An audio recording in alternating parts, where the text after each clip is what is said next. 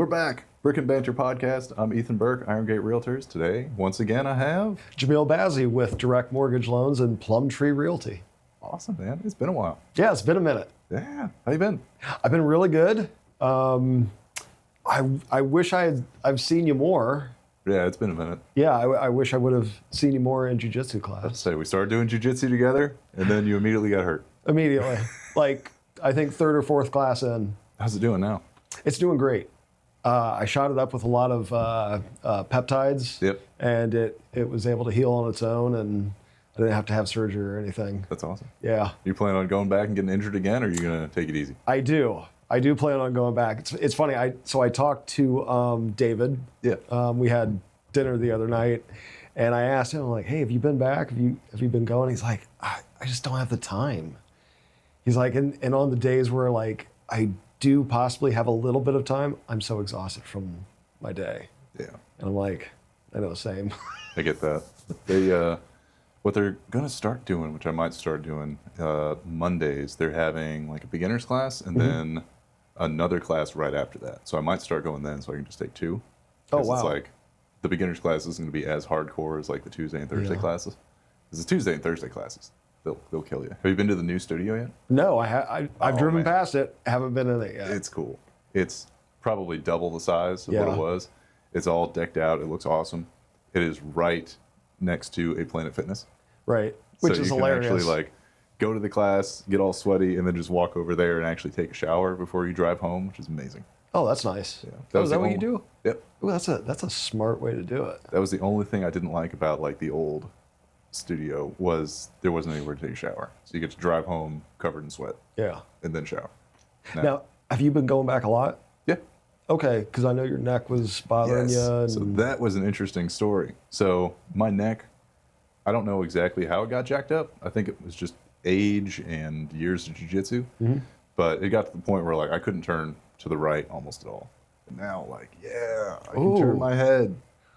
What have you been doing? So I took a month off when it got to like its worst point, thinking like, okay, let's just give it nothing but rest and like maybe some light stretching, see if it heals itself.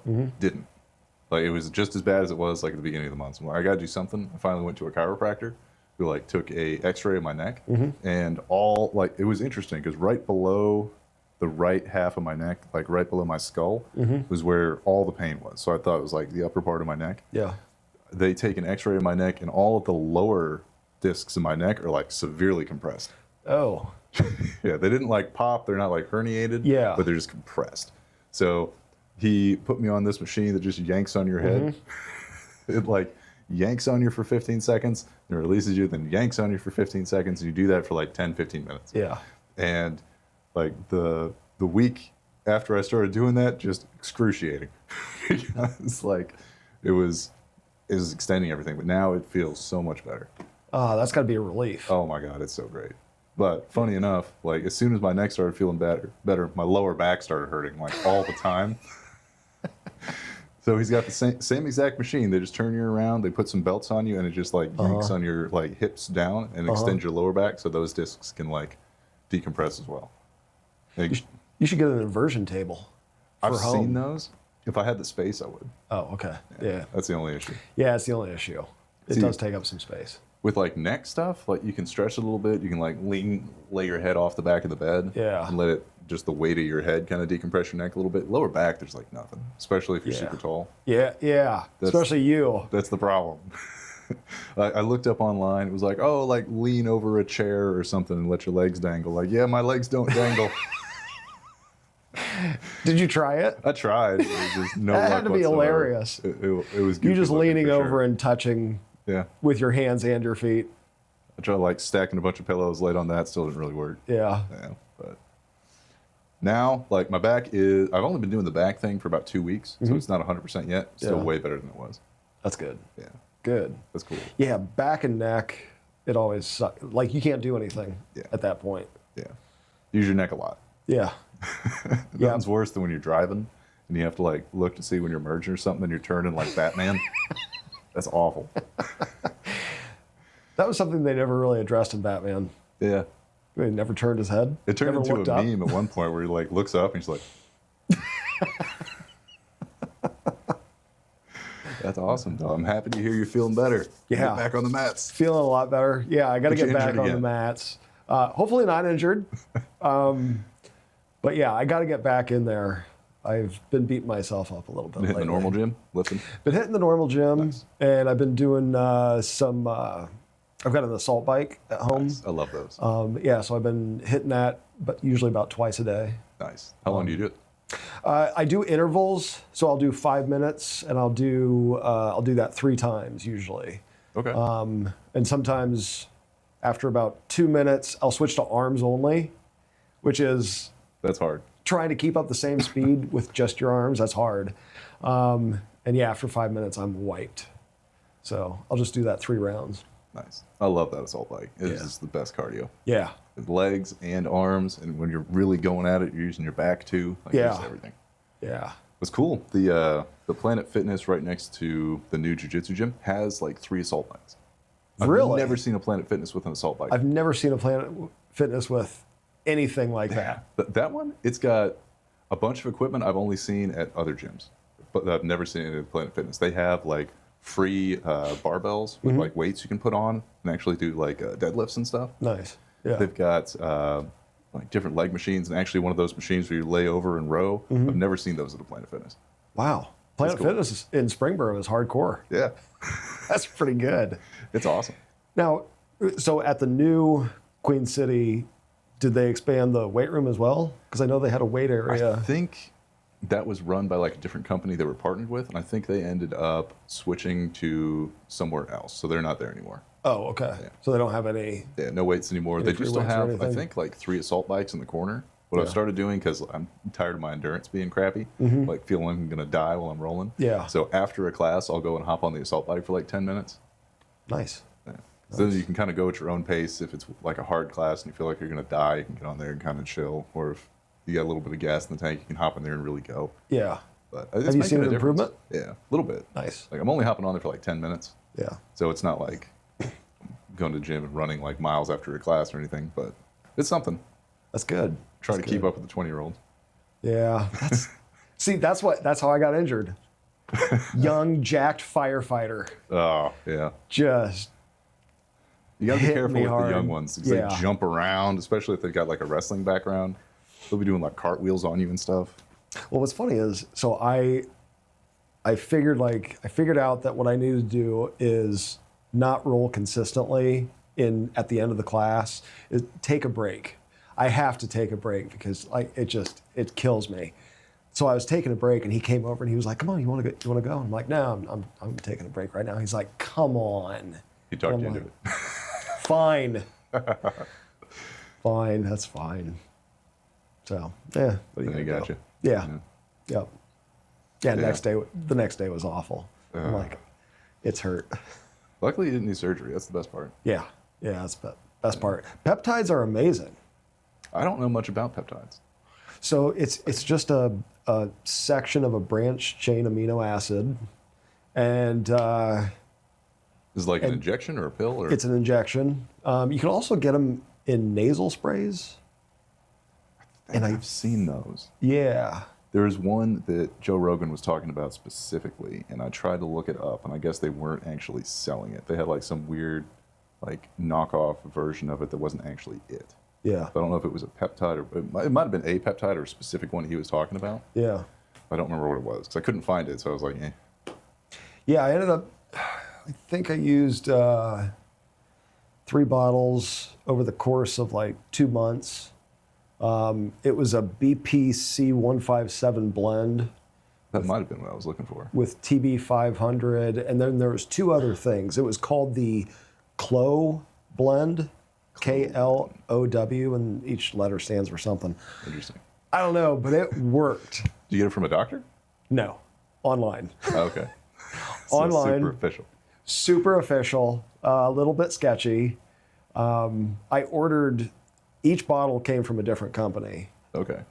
but I think they were all legit I mean, if it worked, because it worked really well. that's cool. Yeah, I mean, 2 months and I was Is that solid. the first time you used it? I'd used it before. Yeah, I was told I needed surgery on my carpal tunnels Yeah. in each of my hands. And I asked the surgeon, I'm like, well, you're a surgeon. Like, don't you always want to perform surgery? He's like, I don't care whether you let me do surgery on you. Like, you are not going to make or break me. I'm like, okay, good point. But carpenters always want to hammer things. Yeah. Surgeons always want to perform surgery. So I started injecting BPC 157 in my forearms. And within about a month, it's like the pain was gone. Yeah, awesome. And I've never had it return. That's cool. Yeah, so stuff works. I gotta look into that. Come on, FDA. Let's get approval on that. I wonder if that'll work on my neck. You're taking care of the fat people, but not all of us injured people. Yeah, that's been a huge thing going around, the Ozempics and stuff. Everybody's using it. Everybody's using it. Something's gonna happen with it. Something. I mean, they haven't been using it for very long, They haven't been using it for very long. And I've heard some nasty stuff about it. The way I understand it, kind of like paralyzes your muscles in your stomach a little bit, so it just doesn't quite process stuff as fast. Or, I mean, I've done no research whatsoever, so I could be wrong. But I am a PhD in bro science, though. There we go. I can order things online. According to bro science, this is exactly how it works. But nothing like that comes without consequences. Yeah. So I've seen pictures of people like before and after, and like their faces change. And like a buddy of mine, he tried taking his wife's. Yeah. And he immediately started getting sick.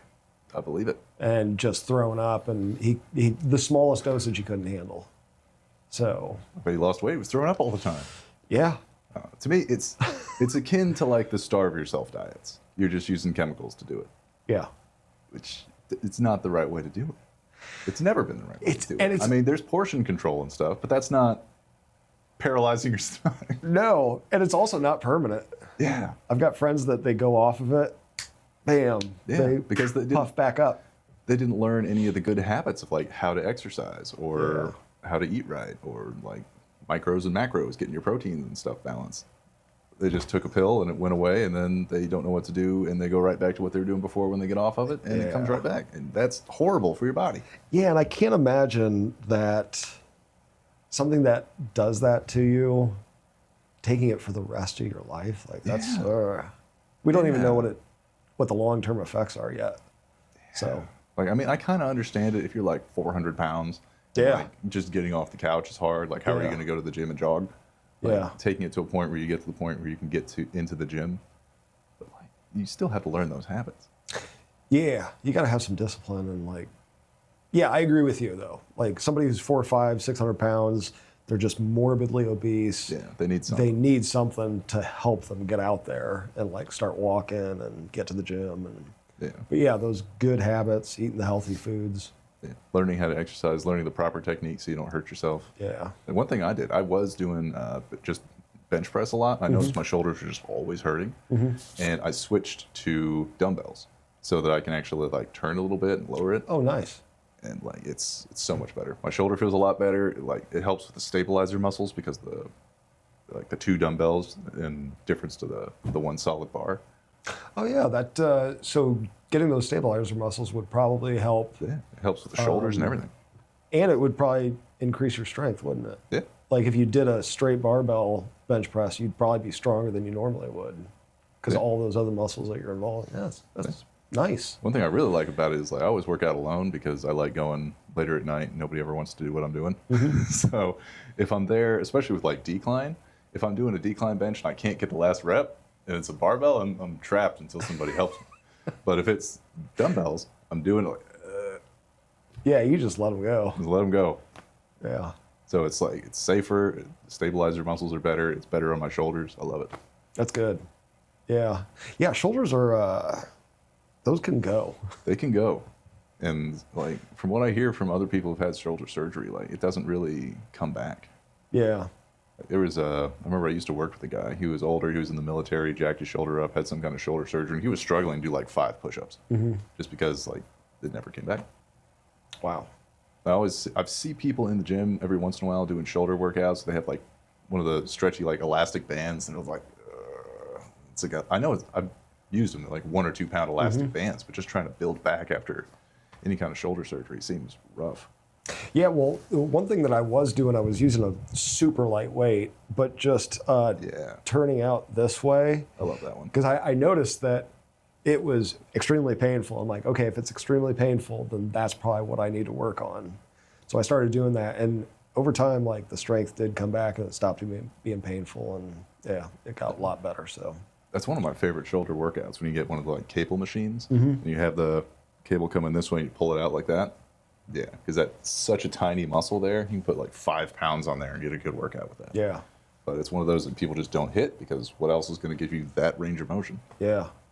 And so here's the other thing that like the Ozempic and other like Wegovy and stuff doesn't give you, is that I noticed when I wasn't working out, because after I hurt my shoulder and I was giving it time to rest, I felt terrible. Like my energy was less, like my mood was a little down. I didn't have the same kind of energy, and I didn't smile as much.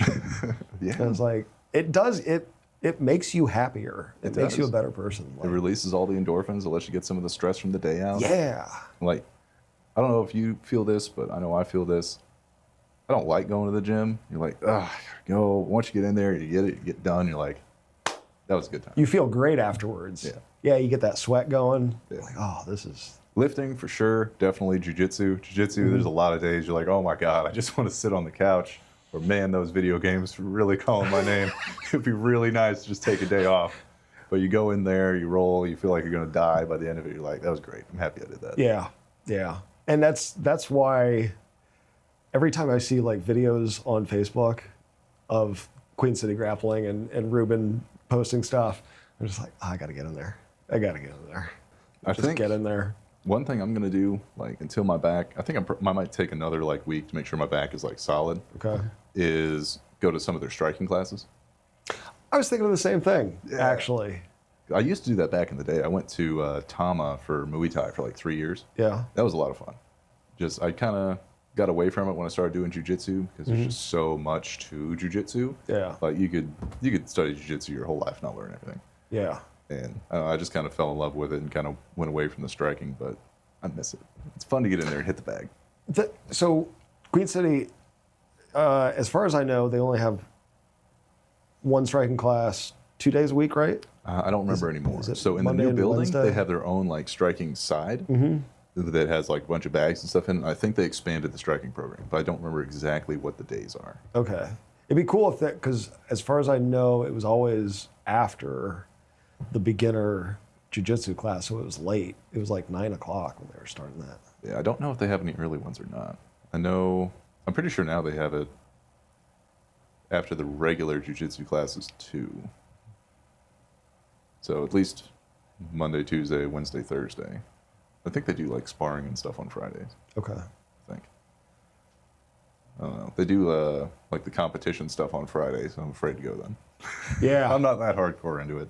So I saw something he posted. There was one of the guys, didn't he get signed or something? Or Probably. Bagel? Yeah, Bagel. Bagel, yeah. Jiggle the Bagel. Yeah, that dude's awesome. Yeah. He's I saw something about him. I think he got, I don't know if he got signed with a specific fight or like a contract for several fights. I didn't look at the post too much, but he's so much fun to watch. Yeah. Yeah. Have you ever rolled with him? No, I don't think so. I've seen him at class. Yeah. But Like short dude, jacked, nicest dude in the world, and some of the best like takedowns and slams like there are. He was wrestling his whole life. He's so good, and watching him do MMA is just great because he just picks people up, slams them, picks them up, slams them. There's nothing they can do about it. Yeah, I watched him on this podcast. Yeah, actually. Yeah, I need to get him back on. That was a good episode. That was like it was relatively early on when I was doing it. And okay, let's see if my memory serves me. He does something with cadavers. Different guy. Oh, that's a different guy. Yeah. See, memory sucks. Yeah, I've had 49 years old. Memory sucks. I wouldn't have guessed you were 49. I thought you were like early 40s. Oh yeah. About to hit 50 this year. Well, how do you feel about that? It's a big milestone. It is a big milestone. I'm actually normally I don't like to celebrate birthdays too much, but this year I'm gonna go all out. That's like 50's a big one. Yeah. What do you got planned? I don't know yet. I don't know. Something? Well, I know. Okay, so I've got 2 friends of mine. One is in September, one's in October. So we've already booked a trip to Austin because the one that's in October, he He lives just south of Dallas. Yeah. So we're going to go to Austin for like a week and have some fun. Probably go to the Comedy Mothership and that'd be cool. And see some stuff. But yeah, we've got some good stuff planned. We looked into shooting wild hogs from a helicopter. Oh, Jesus. That's a little expensive. I believe it. Yeah. I can't imagine helicopter fuel by itself is cheap. So, just that alone would be a lot. Probably not. And I'm betting they need some pretty hefty insurance and stuff, so I get it. Yeah. So that was actually my idea. So we looked into it, and my buddy was like, I can't afford that. How much was it? I'm like, I think it was like over 10 grand. Oh, damn. I wasn't thinking that much. And I was like, yeah, I'm not doing that either. Yeah, that's wild. I'm not blowing that kind of money on one excursion. Yeah, that's crazy. But there's tons of stuff to do in Austin, so. Yeah. You thought about cruises? You went on a cruise recently. I went on a cruise for the first time ever. So I had never even really considered cruises because I don't drink. And I figured that was like all there really was to do on a cruise. Like I figured they had like other little entertainment things, but they're kind of like a show at a bar. Like there's no reason to do it if you're not drinking. Right. And I don't drink. So I figured like this is going to suck. But the girl I started seeing, she goes on a bunch of cruises. And she started telling me about all the different stuff you can do on it. And she doesn't really drink either. Okay, cool, I'm interested. So we decided, she already had one booked, so I just hopped on that one with her. We went to like Dominican Republic, Puerto Plata, a bunch of different spots down there. It was freaking awesome. Yeah. Like, it was awesome, and like for the money, you can't beat it. All the pictures that you posted on Facebook, it looked like you guys were just having a blast. Yeah, every single day was amazing. The view was crazy. Like I posted one picture of just beautiful water. That was from the bathroom. It's just like beautiful outside. It had its own like weight room and stuff on the top. The beautiful view of the ocean, so you like look at the ocean while you're running and stuff. It was cool, and like for the price, it's impossible to beat. Like, The value you get is amazing on cruises. It was so cool, and she was saying the Alaskan cruises are like the best. So I think we're gonna do that next. Oh, really? Yeah. I guess like the views and everything you see out there is just nuts. I've never been to Alaska. I've been to 44 or 45 of the 50 states. Alaska is one of them I haven't been to, and like I've heard it's the best. I hear a lot of good things. My parents, I think both of them lived up there at different points in their life. They have nothing but good things to say about it. How many days were you on this cruise? I think it was 7 or 8, or maybe 10. I don't remember. Oh, that's a long time. I was just along for the ride. That's a long time. It was a while. I took a 7-day cruise, and like by the 7th day, I was like, okay, I'm ready to get back to reality. Yeah, it might have been 7. Okay, so what was your favorite day? Was it like a day where you were off on an island, or was it a day where you were out on the ship? Probably a day where we were off on one of the islands. It was whichever island the cruise ship. I didn't realize that some cruise ships own their own islands. Yeah. And I think that's what, I don't remember. I don't want to guess the name wrong and sound dumb, but whatever island, it was just like decked out. The beach was beautiful. The water was beautiful. We got up and we did paddle boarding, or like stand up paddle boarding, whatever it's called. That was fun. It was just beautiful. How'd you do? I fell off once. Okay, only once. Only once. That's really good. I sat down, went around. It was good. It was fun. It was harder to stand up than I thought it would be. But I think it's because I'm tall. Because there were a few people out there that were like shorter and like chunkier. Yeah. And like they had no issue at all standing up on it. So I think it's just like a center of gravity thing. Probably. But so much fun. Yeah, maybe I'd have a little bit of an advantage over you since I'm like 7 inches shorter or 8. I don't know. Did you say you went on one? I've been on a couple cruises. Okay. Love them. Hate the last day though. Yeah, because they are so nice to you the entire time, and then that last day, you got to get up early, and they are telling you to get off. We don't want you anymore. Yeah, I mean, I'm sure they have to like decontaminate the entire ship. Yeah, and I'll be honest with you, the 2 times I've done a cruise, like, so I do drink. I drink less these days. This was when I was younger, but like that last morning, you're like, oh, because you celebrated hard that night. You're like, ugh, I don't want to get up. The hungover, waking up, have to get everything. So wait a minute. So this girl that you started seeing kind of downplayed that.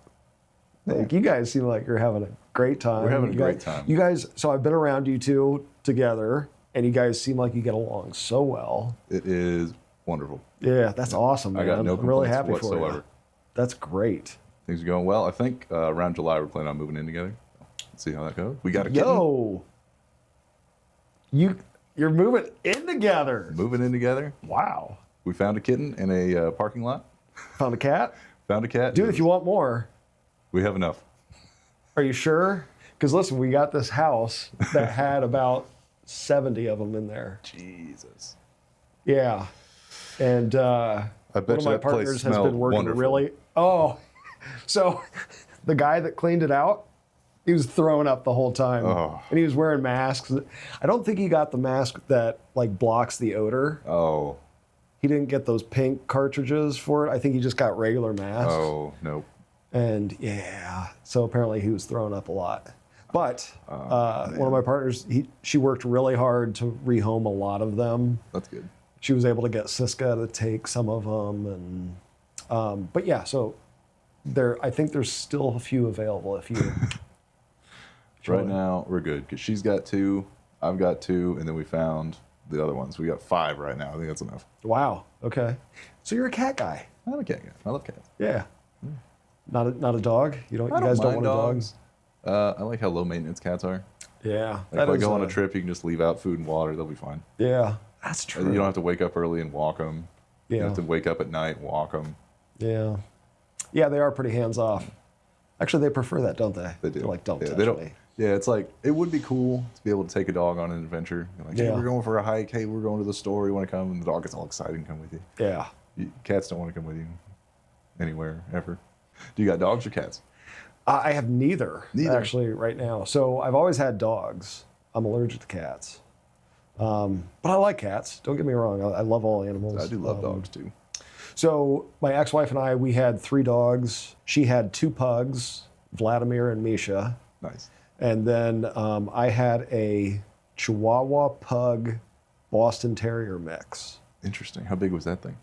So he was a little bit smaller than the other 2 pugs, but close to the same size. But his head was definitely a Chihuahua head. It was a smaller head, but he had the curly Q tail of the pug, and then the markings of the Boston. Nice.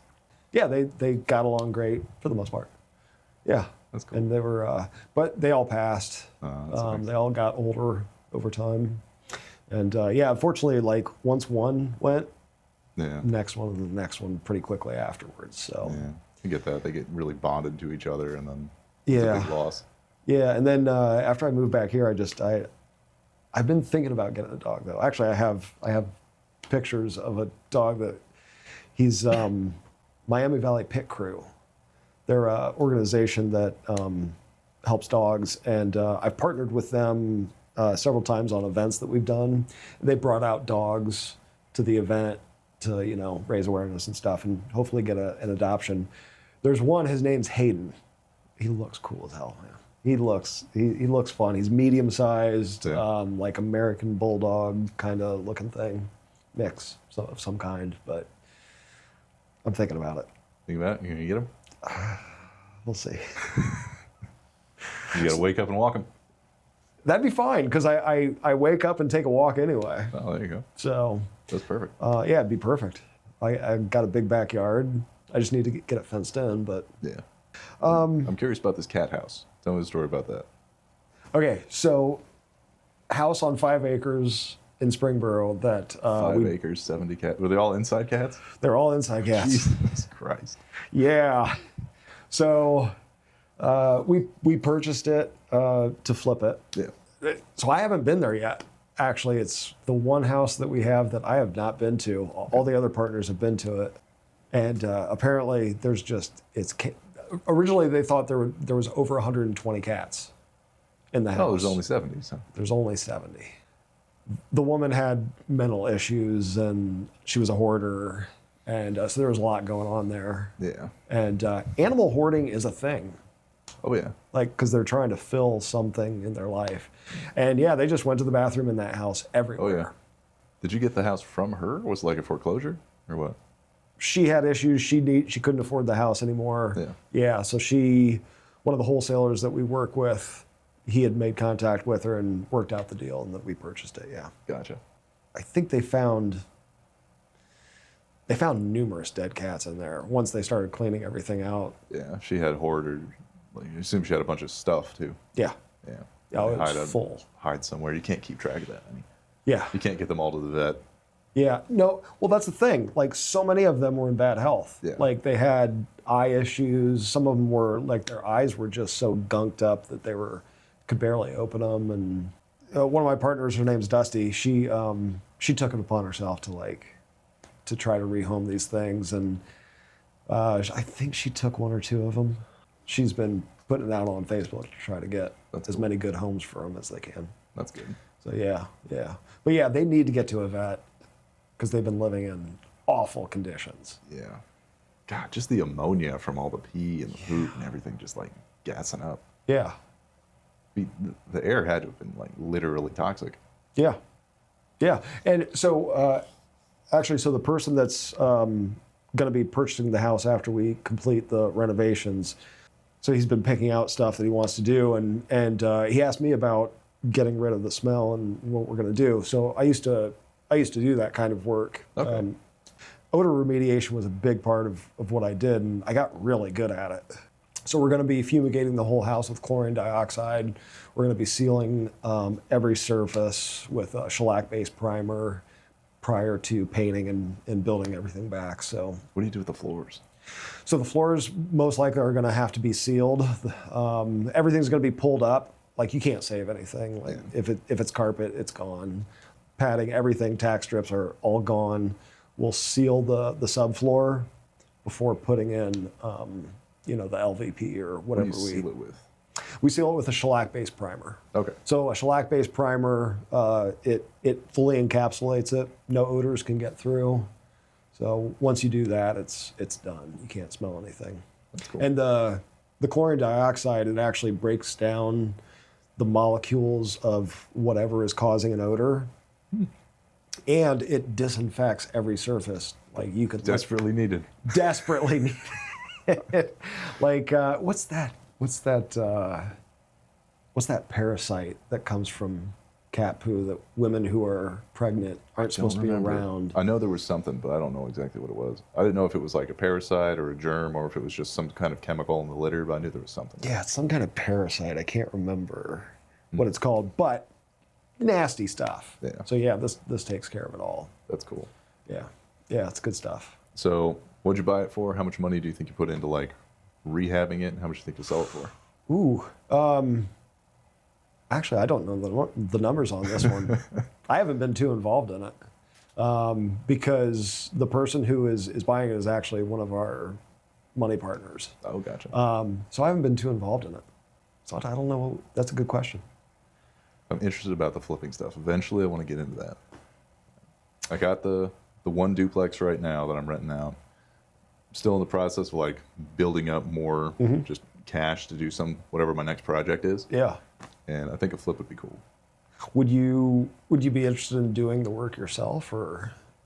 I would, but I don't know how to do much. Yeah.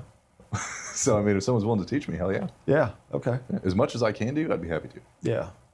I mean, especially if it's my first one and like not having just tons and tons of capital to throw around, the more I can save, the better. So I'd be cool with that. Yeah. Well, I mean, that'd be neat. I'll always be a knowledge source for you. If I can help you, I will. For sure. Dude, YouTube. Yeah. Have you ever seen those videos of like people on YouTube that have no construction experience whatsoever, and then they build a house just by watching YouTube videos? I believe it.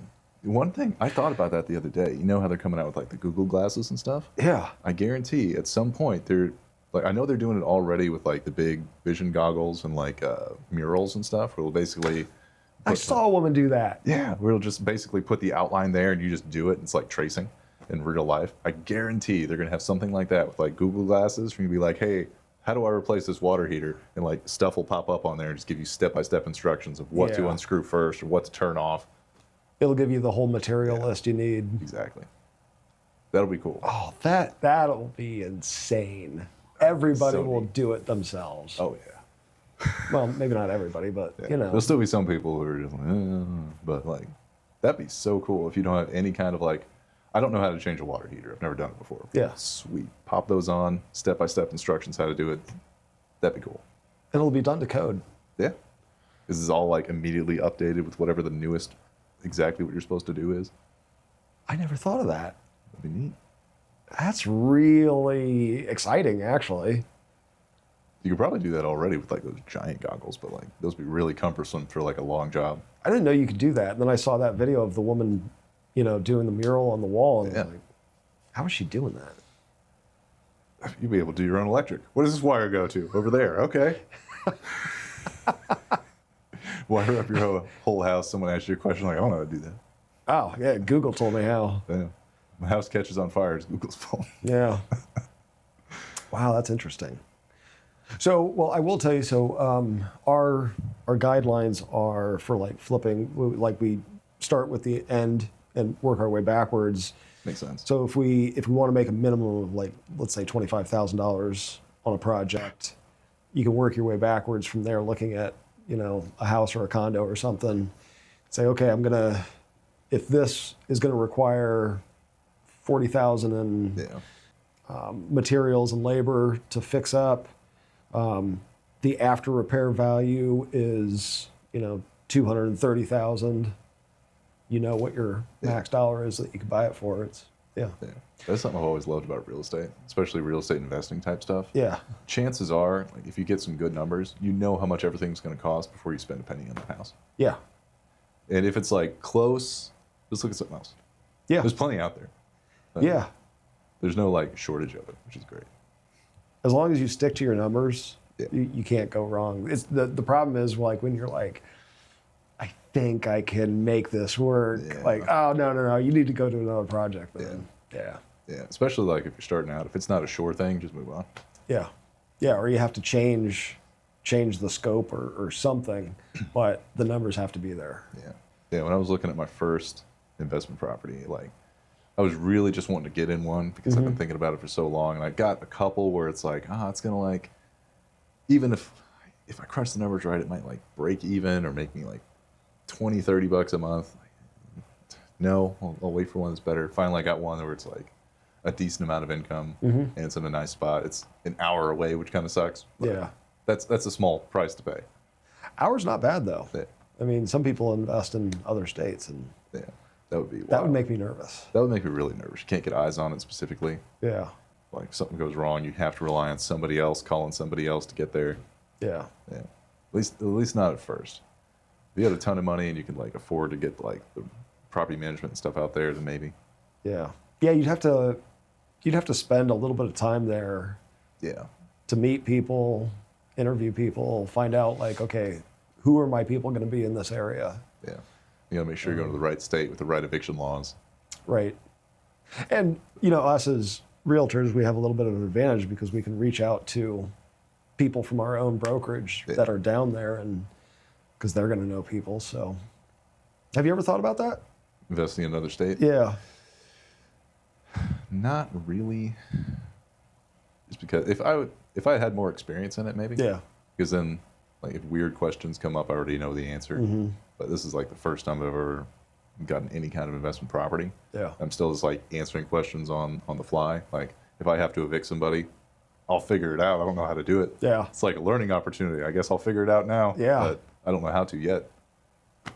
That's a good thing, though. It's a very good thing. I haven't had to evict anyone. Hopefully, you never have to find out. Yeah, that'd be great. So, what made you get that first investment property? So, I've been wanting one forever. I think it was back in like 2014, 2015.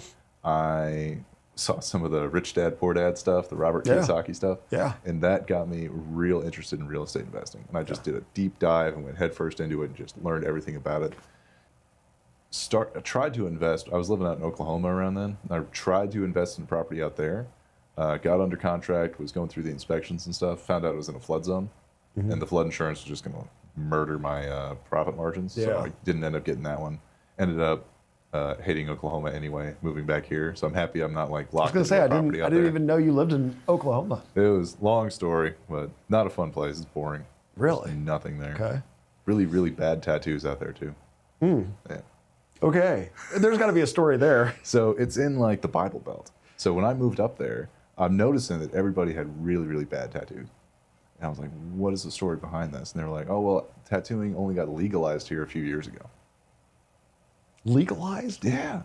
Tattooing. Like one of the oldest art forms in the world. Straight up illegal. So everybody there, had like no practice, because anyone who was doing it was doing like in their garage, like trying to figure it out themselves. So yeah, there was just terrible tattoo quality out there. Wow. Okay. Interesting. Yeah.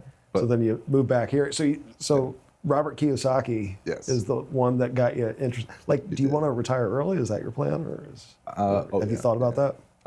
I love the idea of just free time and working from my computer from anywhere. Yeah. That's great. That's always been my thing. Like, one of the things that he said in that book that really resonated with me was like, poor people trade time for money. Like, they just spend hours and hours and hours working, and that's what their time is worth. Yep. And then rich people trade money for time and make your money work for you. Like, that's what I've been trying to do forever. I've been investing in the stock market and stuff ever since I was old enough to do it. As soon as I learned about investment properties, I was like, that's even better, because not only do you get the passive income, but you have like a tangible asset if something goes wrong. Like, tax benefits. Tax benefits are out of this world. And like with the stock can go down to zero. Yeah. What if the house burns down? There's been a few that There's have. insurance. Like, you always have something. Yeah, that's true. Yeah, like, so it's safer. Like, the benefits, in my opinion, vastly outweigh stocks just because of the tax benefits and stuff. Yeah. It's great. I mean, I think in this country, the statistics, more millionaires in this country were made from real estate than anything else. 100%. And if you look at it, like, all of them do it. Yeah. Every single one of them. At the very least, they use it to, like, for the tax benefits alone. Yeah. And like, just real estate's only going to go up. It completely saves you from inflation because there's only so much land. They're not making more of it. Yeah. It's just great. And I mean, you always have some place to live. Yeah. You always have some place to live. Everybody needs a place to live. Yeah. Not everybody may need the product that company that you own stock in sells. Yeah. So Blockbuster Video. Yeah. Things happen. WorldCom, Enron. Yeah. Oh man, I forgot about Enron. Remember that they did a documentary? Wasn't it called like The Smartest People in the Room or something like that? Something like, I don't know like if these I saw people that one. all thought they were like, this is going to go on forever. Little did they know. Yeah. One thing, do you mess with stocks much? Yeah, I do. I have a financial planner. His name's Zach Winning. He told me about that. Winning. Yeah. I mean, when I heard his name, I'm like, that's my guy. Yeah. That's my guy. And then I met with him, and like, if you own real estate, like, he's your guy. Nice. Because he absolutely loves real estate, and that's his niche. Like, he knows how to avoid taxes in every possible scenario. He has a way of, let's say, towards the end of your investing career, you want to sell everything off. Yeah. Well, you're going to pay a ton in capital gains tax. Yeah. Well, he has a way to flip it so it goes into a trust. It's called a 721 exchange. You've probably heard of the 1031. Yeah. This is a 721. Interesting. And you save a lot on taxes. Nice. That's cool. I knew there was something with the trust or something once it gets to the end. But yeah. I didn't know exactly what it was. And when it comes to actually building your portfolio, he has a few ways of, so for example, if you own a bunch of stock, let's say you own $100,000 in stock, Morgan Stanley has a thing where you can borrow against that. Oh, okay. You're not cashing anything out. All your shares are still there and they're still growing, but you can take, 60%, 70%, whatever they allow you to borrow, and you can buy more property with it. That's awesome. Yeah. I mean, that's a good tip for people, because if you borrow money, you're not selling anything, so you don't have to pay any taxes on it. Yeah. Borrowed money is not. Especially if you're borrowing for yourself, that's great, because usually you give yourself pretty good interest rates. Yeah. I mean, you're using your own money as the bank, so. Yeah. Same thing with like a cash out refinance on a house. Mm-hmm. Yeah. Yeah. Have you done that where you've? I haven't, because I've only owned the property since June of last year. Okay. So it hasn't really built up enough equity for me to do anything with it yet, but eventually. Yeah. Absolutely. I can't wait. Yeah. Fantastic. What's her name from Shark Tank? Corcoran? Oh, Barbara? Yeah. Yeah. I listened to a podcast. She was explaining how one of the first property she ever bought, she's refinanced it something like 8-10 times or something, and just pulled more and more money out of it. Yep. But it keeps making her so much money that she can borrow till the day she dies off of it. Absolutely. That was a strategy I had to, like, I learned at the very beginning when I was going through the Robert Kiyosaki stuff, and I've explained to a bunch of people, is the difference between, like, why would you not pay off a house and then you don't have to pay the mortgage on it, you collect more money from it, as opposed to the opposite of that, which would be, instead of having this like $200,000 property you have paid off, why wouldn't you pull out as much money as you can from that and then buy another like 3, 4, 5 properties that all are generating income and all paying their own mortgage and all generating their own individual tax benefits? Like, that's why. Who's that guy who always preaches, don't have any debt? Gordon Ramsay? Gordon Ramsay's the chef. That's the chef. Damn. But other Ramsay. Yeah. The other Ramsay. He always, and I get what he's saying, like bad debt, consumer debt, racking up credit cards, buying purses and, shoes and whatever. Don't do that. Yeah. But I mean, if you have mortgages on properties that are making you money, like. Yeah. Good debt and bad debt, very different things. Yeah. Sitting on, like, buying a bunch of dumb stuff on the credit card that's just sucking money out of your wallet every month, bad debt. But a couple houses that all hundreds of thousands of dollars of debt, all of them generating you money every month, great debt. Yeah. Do as much of that debt as you can. Yeah, it's fantastic. So I got a buddy of mine, he served in the Air Force. His name's David Moss. He's a Plum Tree agent. John and I got invited by him to the base to teach a class on VA loans. And one thing that he did that was really interesting that I didn't even know about this until he invited us for this class was that each place he was stationed, He bought a house. And then when he got stationed somewhere else, he would just rent it out to other airmen. A buddy of mine, his uncle, he was a flight attendant. Nice. Based out of Chicago. He bought like a huge house there, and he would rent it out to all the other flight attendants and pilots as a crash house. And and so he was telling all these airmen, you need to look at your. I know you're young, you're in your early 20s, but you need to start thinking about your future now, because you don't want to end up in your 30s, 40s, or 50s and have nothing. Yeah. So, as soon as you can, start buying property. Yeah. The sooner you have it, the sooner it starts appreciating. Yeah, and the cool thing was, after we taught the class, we told them, okay, we're going to be in the room next door if anybody wants to come over and ask some questions or anything. And we were there with the Chief Master Sergeant, or whatever his rank was. And we had, 6, 7 guys come over. Nice. And ladies came over to ask questions. And he was like, so that was a really successful class. There's never been that many questions after a class. That's awesome. Like, we've done other things for them, and after the class, they're just like, okay, see ya. But it was good, yeah. So, people listen when you start talking about money. Yeah, especially making more of it. Yeah. Especially pretty passively. Yeah. Relatively passively compared to other methods. I think you're like me. Like, when you start talking about this, you get like jacked up. You're like, God, excited. This is exciting. What I started playing with recently, I saw a podcast a long time ago about it, but I spent pretty much all of my money on the investment property, so I haven't been able to play with it. Stock options. Stock options are fun. Really? Yeah. Okay, so, you're making me nervous now. I don't know anything about that. Stock options have just completely changed the way I'm buying stock, completely. Really? So there's way more about them that I don't understand. There's just, I picked 2 of them. I was like, there's a sell one, or there's one for if you don't have stock and one for if you do have stock. There's a covered call for if you have the stock and a cash secured put if you don't have the stock. Okay. So I'm like, okay, I'll just learn those 2. There's way too many other ones because you could buy and sell all of these, and it makes it insane.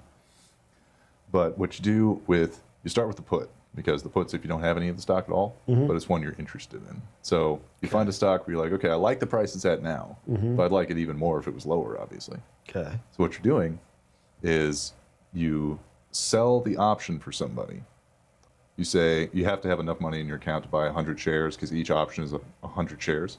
Okay. So if the stock is like $10, one option would be 1,000. You say, here's the stock. Mm-hmm. If it goes down to this point or lower, I'll buy it. And they give you a premium for that. You sell them. That's like insurance for the stock. Okay. Yeah. Explain that again.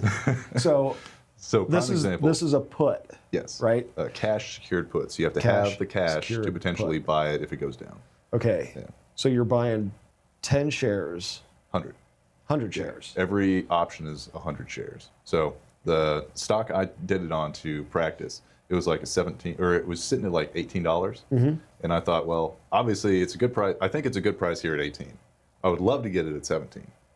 So you have to have like $1,700 sitting in your account because you have to have at least enough to buy whatever it goes down to. You say, hey, if it goes down to 17, I'll buy 100 shares. If it goes down anywhere below 17, I'll buy it at 17. That's what they're paying you for. Okay. So it's insurance for them. So they have the stock. They say, well, if it goes down to 15, I'll still buy it for 17. That's what they're insuring you for. That's why you get that premium. Oh. Yeah. But you're like, if it goes down even lower, cool. I'll buy it and I'll sell it when it goes higher. It's already a stock I want to buy. Yeah. That's the key. If you're going out and buying like random stocks or ones you don't know if it's going to go up or down, really just like gambling. But if it's one you already want to own, you get this premium. So I said, well, the stock's sitting at like $18. I'll put in this cash secured put for 17 for a month, and it'll give me like $73 like a premium, just like free money to sell the option. And it ended up not going down to 17, so I just got to keep that money. Oh, okay. Yeah. And if it does go down to 17, I buy the stock at 17 and I still keep that premium. So no matter what, I keep that $73. Nice. For buying a stock I already wanted to buy. Okay, now, that makes sense. Yeah. So I've never learned about this because first of all, it's a little complicated. It is. It took me a minute. That's why I picked the one and I was like, I'll figure this one out. Okay. I figured out the put. Now I have the stock. How does the call option work? Yeah, so how does the call option work? So the call option is kind of the reverse of that. If you already have 100 shares of the stock. Mm-hmm. So funny enough, when I was waiting here's something I did learn about it. So I put in that option for 17 and it actually went down to like 15 something. And that option didn't automatically execute when it went down. Oh. I don't understand exactly why. Uh-huh. It ended up like executing once the time limit was done and it had already gone back up by that point. Oh, bummer. But when it went down to like 15.30, I was like, hell yeah, I liked it at 17. I definitely like it at 15.30. So I bought 100 shares of it there so I could practice with the call options just in case that one didn't hit. If it did hit, I could do 2 call options. Cool. Yeah. So I bought it at 15.30. It ended up going back up to like 18 something. So like, woo, cha-ching on that. But so it's sitting at 18. The call option, the covered call, what it's called. So you sell the option. I sold it. It's sitting at 18. I sold the option that says I'll sell it at 20, regardless of how high it goes, for another like $50. So I mean, I bought it at 15 something. I'll happily sell it to you at 20 and make an extra $50 doing it. That's cool. Yeah. And if it doesn't sell, I get to keep that $50. So I'm not a gambler at all, and one reason why I never like tried any of this was because it seemed like gambling. Oh, it definitely is. It definitely is. Right. Okay.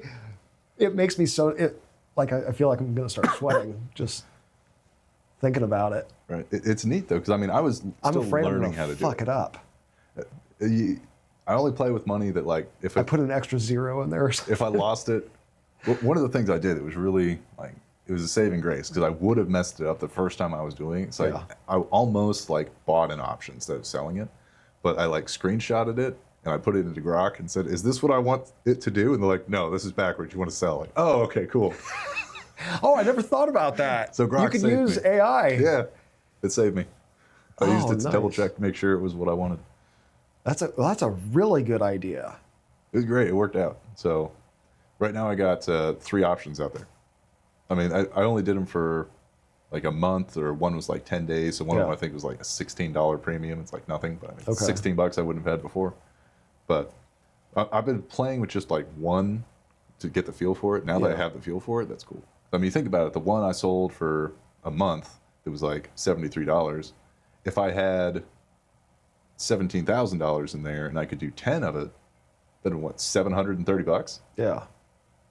That's pretty sweet. Yeah. So it's a whole paycheck for some people. Yeah.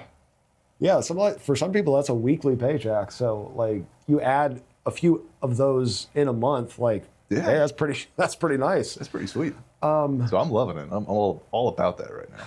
I like the way you approach learning it because you're like, I'm just going to learn this a little bit. Yeah. See, my brain, I'm like, I need to learn everything about this entire. Yeah, I've learned the hard way. And then I get overwhelmed and I'm like, I'm not going to do it. Yeah, there's too much of it. There's wild strategies. There's one, but originally that's what I was trying to do. I was trying to learn just call all the options, buying, selling, puts, calls, all of it all at once.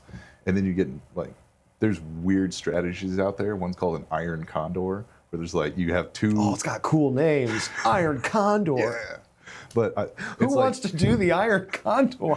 You own at least 200 shares of the stock because you have to do like the call options for it too. But you put like 2 different call options at 2 different prices for it and 2 different put options for the same stock.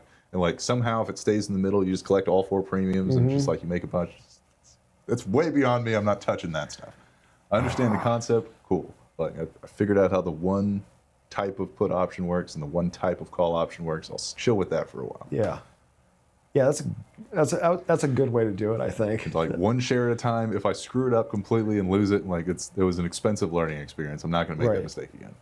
So how do you pick the stocks that you want to buy or sell? Or I don't have a ton of money in there. What I've started doing is putting like anytime I make any kind of profit on anything, if I sell a house or whatever, I'll put 10% of that into my investment fund.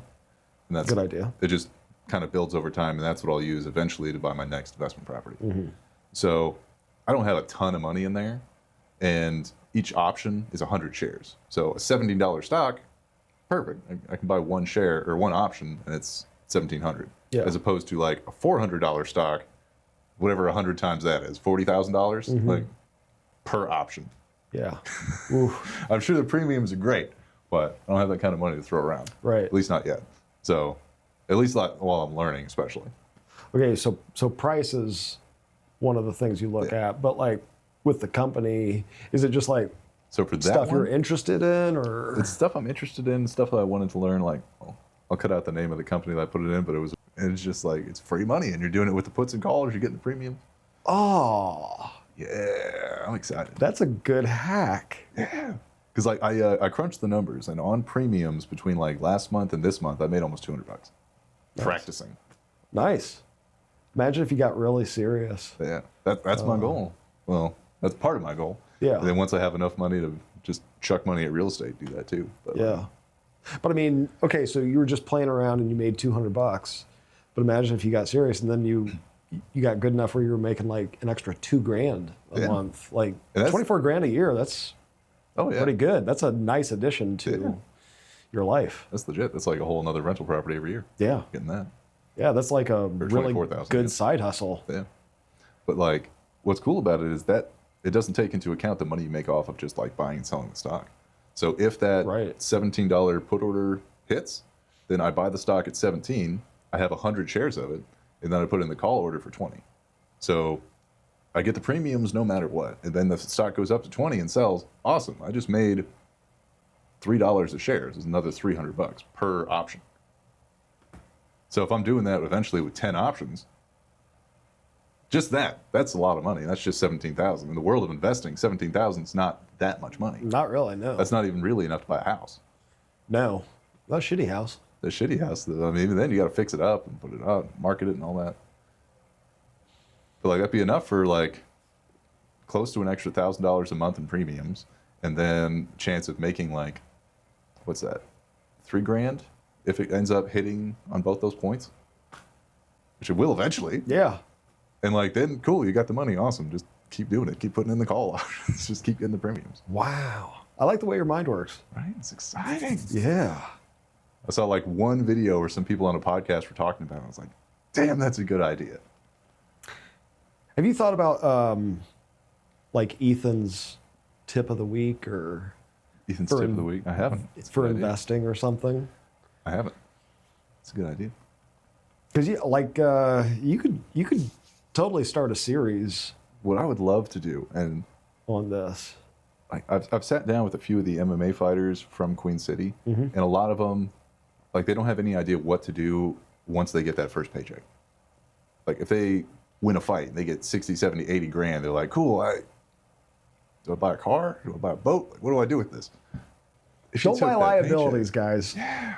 Like if you won that fight and you got 100 grand and you went out and bought 3 houses, that's sweet. With the amount of money all that's bringing in, you damn near don't have to work anymore. Yeah, I mean, you still would probably, that wouldn't be quite enough to live off of, but it'd be a lot. Yeah. Because a lot of these people are like working themselves to death and training every day and then getting these like little paychecks when they fight. But if they actually, that would be the greatest thing ever, to sit down with like just one of the MMA fighters from the gym and just go through a full financial thing of like, let's figure out how you invest all this. Have you thought about doing that? Like starting an investment club for all the guys that fight? I didn't think about starting a club. That'd be cool. Get all of them in a room together, talk about it. Yeah, why not? Because I'm like, okay, if you spend all your time working and training and then fighting, you have no time to learn any of the investing side of things. So then you got to find somebody. Well, who are you going to trust than somebody who does the same thing that you do? Yeah. We've all heard that story with people who made a bunch of money. Yeah. Even if you convinced them just like 10% of your purse, put it into something like stocks, real estate, something. I never thought about the idea of a club. That's a cool idea. Yeah. You think just like getting people together like once a month or something in a room? Like a whiteboard? Yeah. Actually, that's not a bad idea. I mean, I suppose you could sit down with each guy individually, but it might be more fun for them if they're all together and they're learning at once. And that's what I'm thinking. Because then they can also talk about it with each other. Yeah. Give each other advice, or if they heard about some other kind of investment, do that. But I mean, it would keep them from blowing money on cars and boats. Yeah, for sure. And if you could get them into like some real estate. It would be nice to give them like even just a little bit of the financial knowledge. Then if they have one of those shystery people coming up and say, hey, I'll invest it for you. I mean, unless you're a little legitimate financial advisor, like, you don't want your manager coming in there and telling you they'll take your money and do good stuff with it. Yeah. Do you play around with like crypto at all? I don't anymore. I've never messed with like the real crypto, like Bitcoins or Ethereum or any of that. What happened was I used to work for TSA at the airport, and I was really bored. Oh, I remember that. Yeah. And one of the guys I worked with was all about crypto. That's all he talked about. And he was a cool guy. I was hanging out with him. And he had like 5 other people he was talking about crypto with. And I was bored. There's nothing else to talk about. These guys don't want to talk about real estate or stocks or anything. All they want to talk about is crypto. So I was like, whatever. Like, I'll buy some crypto just so I can like kill a week at a time and like have something to talk to them about. And they were all about this one called Moon Coin. Oh, I know that. Straight to the moon, Coin. I know that coin. So think I about. didn't buy any, but Moon Coin, like, it was an interesting concept with crypto I'd never heard before. It's called a burn coin. So anytime anyone sold any of the coin, a small amount of that got redistributed to everybody who owned the coin or still owned the coin. The more you had, the more you got. So you could actually sit there and just refresh the app and just see your coin amount go up just for holding it. So like, that's a cool idea. Whatever, I'll throw $100 in it. A week later, so I had $100 worth of Moon Coin. A week later, I was the proud owner of like $5 or $10 worth of Moon Coin because it just tanked immediately. I think I still have it. I think I have like 30 cents worth of Moon Coin now. Like, whatever. Yeah, you have like 1.5 billion Moon Coins and it's worth 30 I'm just cents. Gonna own all. You're like, shit. I don't even know how to get the app anymore. So, I mean, it killed a week. It served its purpose. Yeah. But as far as like real crypto, I haven't really messed with it. Well, I just logged on to my my crypto account on Coinbase, and they're doing all the same stuff that stocks are doing now. Yeah. Like you can crypto options. Yes. Wow. And man, as soon as I logged on, big screen, freaking, you've got options. Like you could do this, you could do that. I'm like, I'm not doing any of that. Like makes me nervous as hell. Yeah, especially with crypto because it's just so volatile. Yeah. Like I know there's some people who made a good amount of money with it. And I think as long as you're sticking with the main ones like Bitcoin, Ethereum, it's probably pretty safe. Yeah, the main ones are solid. Any of the other ones, like there's so many people who just they hype it up and then they just rug pull it. Yeah. And that's just like a thing now. Yeah. I lost some money. Which ones did you Haktua coin? No, not Haktua. God, there was one that there was a guy on YouTube. He's a really sweet guy. He had a channel where he talked about gold and silver, and then somebody somehow got him into crypto. I think I heard about that. And he's a fun guy to watch on his YouTube channel. Very like animated and stuff. Yeah, and he just seemed like a nice dude. Yeah. And he was a grandfather, and like he was starting to get into crypto, and he was getting excited about it. And so I bought whatever the coin was. I mean, I spent a few $100 on it. And not a crazy amount. You can throw your life savings at it. No, nothing like that. It all got stolen out of the app. Oh. Yeah, not Coinbase or anything. Yeah. Because Coinbase is super some, secure. Like, weird third-party app. It was some weird third-party app that you had to buy it on because it wasn't a mainstream one. Yeah. And he had all his stolen too. It was hundreds of thousands of dollars worth. That's a hard lesson. Yeah, I remember watching his video after, like you could see it, like the stress in him, like. He was defeated. Yeah. It was terrible. Think about how long it took you to build that money up. And now you don't have that money to build it back with. Yeah, but like Bitcoin, Ethereum, Solana, those are big, kind of like large cap stocks. Like they're foundations of it. Ethereum, so on the blockchain, like there's smart contracts with Ethereum. Oh, I think you talked about that last time. Did I? I talked about the same things every No, you're good. It was interesting. So, I mean, you were saying, I think it was like trucking or something you were talking about? Shipping. Shipping. International shipping, the shipping containers that come over from other countries, they use smart contracts. They've been using those since 2013. Interesting. I was like, I didn't know that. Yeah. And when I learned about that, I'm like, wow, that is so cool. Like, there's actual utility to this this blockchain and this coin. That's cool. So. I've heard about a couple interesting utility things when it comes to like Bitcoins and just cryptocurrency in general that I wouldn't have thought about. Especially one I heard, it was really interesting, was like moving money overseas. Yeah. Because it's like instant. Instant, and I don't think there's any fees on it, or at least there's like way less than if you're moving just normal currency. Yeah, way less. So, like if you have to wire overseas, it can be really expensive versus just transferring, just transferring a Bitcoin over there. Yep. Yeah, because I've seen gas stations around here that have Bitcoin ATMs. Yeah. You just put money in and it'll like add Bitcoin to your virtual wallet. Yeah. And I guess that's a big thing over here. People will do that and then send money to their family overseas through Bitcoin. Mm-hmm. Yeah, it's become very mainstream now that, I mean, the U.S. government has its own. Yeah. BlackRock bought like billions of dollars worth of Bitcoin. Yeah. That's interesting. Yeah. That's a big deal. And Strategy, the company Strategy, owned by Michael Saylor, he just constantly buying billions of dollars of Bitcoin and Ethereum all the time. That's interesting. Yeah. Like, I don't know enough about it to speak on any kind of level of intelligence with it. I don't have any because I don't understand it. Very interesting. Maybe put a tiny little amount and start playing. Do the thing like you did with the put and call, and just try out a little bit. Just buy a little bit of Ethereum. But it could be. I think I saw an ad on Schwab. I think they're doing Bitcoin now, but I don't know if it's like a Bitcoin ETF or what it is. So I don't know if you can just go on Schwab and buy like real Bitcoin, then I might mess with it. Through an ETF or something, I'd rather just mess with normal stocks. With the ETF though, is like it's actually backed by the company, isn't it? Probably. How does that work? Yeah, I mean, maybe to a degree. Yeah, but, I mean, it's still to the degree where if whatever happens and Bitcoin goes down to zero tomorrow, that company's still dead. Yeah. You gonna try to buy SpaceX IPO? I'm not. I got a buddy who is all about it. It's pretty affordable. He is dying to get in on it. Like, how much is it? I think they're setting the price. Well, okay, so this is for institutional investors. Yeah. But I heard that there's a way that you can get close to, like, I think it's $135 a share or something. It's not terrible. Yeah. Not for that. So. I mean, Tesla's sitting up above 400 right now. Right. And I mean. SpaceX.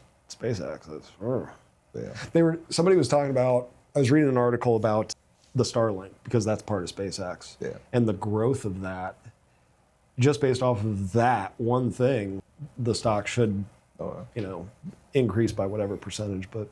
I forget, what was Starlink, their AI, or not their AI, their like world Wi-Fi? Yeah. Yeah, that was what we were using on the cruise ship. Oh, was it really? Yeah. So like I would love to have one because they're really small and you just set it up, you just open it up, you turn it on, bam, you have the internet anywhere in the world. Yeah. I think at least on the cruise ship, like it worked. Yeah. It was better than nothing, especially in the middle of the ocean. Like what else are you going to do? It worked pretty impressively for being in the middle of the ocean. But as far as like if you lived in any kind of city and had like a normal internet would be faster. Yeah. At least right now. Yeah. But if it's still pretty cool. Yeah, if you're like in the middle of nowhere. Yeah, middle of the ocean, middle of the desert, middle of wherever. Yeah, you like taking trips, you want to go out into the jungle somewhere, you still got internet. Yeah, it's pretty cool. Did you hear about the tribe in the Amazon that they got Starlink and No. it didn't go well? One thing that I've been seeing the Amish community, especially the kids right now, all about e-bikes. Oh. Yeah, Amish kids riding around on e-bikes everywhere. Are they allowed to do that? They're all doing it. I didn't think they could use electricity. Apparently they can. Okay. They all have e-bikes. They all have cell phones. Right? Huh. Weird. So there's a kid in my neighborhood that has an e-bike. He goes whizzing by, and I'm like, God, that looks fun. Yep. And he's going fast. I'd have hurt myself on an e-bike for sure. Well, that was something me and a buddy did when we were in Austin, actually. The buddy of mine that lives outside of Dallas, when we were in Austin the last time. We were looking for something fun to do one day, and I found an electric bike tour. Nice. Of Austin. How was that? And it was awesome. It was so much fun. They gave you these e-bikes that were fast. Like, I was a little nervous at first, but once you got used to them, you were like, man, these things are the best. That's cool. And they took you all around Austin, showed you all the cool sights and stuff. And it was, I mean, if you wanted to pedal, you could pedal. And if not, you just throttle up and, That's cool. Yeah, it was a lot of fun. If I could find a good reason to like use one, I'd get one. Anywhere I go is going to be too far. I don't really want to be on an e-bike for. Oh, we've been playing with a drone. So yeah, I bought a drone like a few years ago to play with, and it was kind of a beginner one. I think it was like, I don't know, $400 or something. It had HD 4K camera on a gimbal thing, and I started playing with it. It was fun at first, but then after a while, I was just like, I'm not using this for what I was going to use it for. I offered to like sell it for like half of what I. Yeah. But the guy was like, "No, I'm gonna buy a really nice one." Yeah, I mean, I think you could probably donate it to a police department or something. Well, the police departments have really nice ones now too. Like that could be their training one. Yeah, that's true. It could be. Ooh, that's actually not a bad idea. It could be a training one. I could donate to my buddy who's a chief. Yeah. First flight, they accidentally just smashed it. Actually, I think they have somebody who's really good. A buddy of mine who deals with some of the legal issues over there, and he says like all the time they have to deal with like some court cases where somebody on the base shot somebody's drone who was flying over the base. Oh, really? Because they're not allowed to fly over the base, so right. Legally they can shoot it down. You know, the paperwork about shooting the drone. Oh, yeah. Discharging the weapon and all that. Yeah. All that stuff. I don't know if they like pull out a shotgun or how they bring it down. I think they might even have some technological way of just like taking over the programming from it and landing it, and then they pick it up. But then there's still legal stuff you got to deal with. Wait, they can do that? I think so. Intercept the signal. Ooh, yeah. That's interesting. The future's. We're kind of living in the future right now. I always wondered when the future would get here. As a kid, I remember a friend of mine had a lunchbox. It said 1999 on it. It was like the moon, and there's bases on the moon, and we're living there. We just went back to the moon, Artemis. 10 years from now, there'll be somebody up on the moon with the Google glasses learning how to build a space station from YouTube videos. I mean, I fixed my shoulder with peptides I got on the internet. Your 3D printing stuff. We got drones. I'm using AI to help me with stock tips. Yeah. It is kind of the future. Have you ever read about people who have just given their AI a budget and said, make me money with it? I haven't. I've heard of, I heard somebody gave their AI a budget and they needed it to do something. But I don't know if it was the AI. It had to have been one of the AI, but it couldn't figure out like the CAPTCHA. Mm-hmm. So it went to Fiverr and paid somebody to do the captcha for it so it could like open a bank account or something. Haven't they had to redo the captchas? Probably. Because they weren't good enough anymore? Because, like, I don't know, AI was like, yeah, I can figure this stupid puzzle out. I believe it. It's going to be hard for them to come up with something that it can't do. Although then again, sometimes I have problems with captchas. They aren't always accurate. You're like, click the buses. You do. It's like, you didn't click them all. What? There was a corner of a bus in one. Yeah. When I was doing the test to get on with TSA, they wanted to make sure that like you weren't colorblind because you had to be able to differentiate between like different densities on the X-rays. Yeah. And those come up with different colors. And one of the tests, they were like, how many pens are in this bag? And I was looking at it and I was like, there's 5 pens and there's 3 pencils. Oh, and then you start thinking about like, I was like, am I supposed, is it 5? Is it all the writing instruments? Or did the person who made this test not look at it that closely? And is it 8? I'm going to go with 8. They were like, correct. That's what I thought. Oh, trying to fool you. I don't know if they're trying to fool me. I just assumed they were lazy and I was right. Yeah. Yeah. I think going with lazy is usually the default, probably correct. So what else has been going on? I've actually been kind of busy in the real estate. Yeah. Well. I had It's been nice. This spring and summer has been nicely busy. You had a bunch of clients? Yeah. Yeah, it's been steady. Not just buying your own stuff, but people actually coming in? No, actually people, I've had quite a few friends that have been, hey, I need to buy something. Like, hey, my mom needs to buy something. Just random people even. Nice. Yeah, it's been awesome. Are you making more from the mortgage loans or from the real estate? Actually, real estate. Nice. Yeah. But like the nice thing is I'm double dipping. Yeah. So, you know. I forget, you can't finance your own real estate clients, can you? Would you have like somebody else at your company do it, or can you do both? Yeah, I can do both. We just have to have them sign a disclosure agreement that states like they can use somebody else if they want. Interesting. Okay. And yeah. Yep. Nice. I just assumed you couldn't because like I know if you're a home inspector, you can't home inspect for your clients. Yeah. It's interesting. Yeah, but yeah, I can do both. But yeah, like real estate's been nice. I just had some friends contact me and be like, hey, we're looking for 5+ acres. Warren County, Butler County, or Hamilton County. We'll consider those 3 counties. Nice. I got a friend of mine. He was the first house I ever actually sold, and they ended up buying like a new construction, and now they're ready to sell that one and buy something with some land. Yeah. So he came back to me. So that's pretty cool. To work with somebody I worked with a long time ago. Yeah, that's awesome.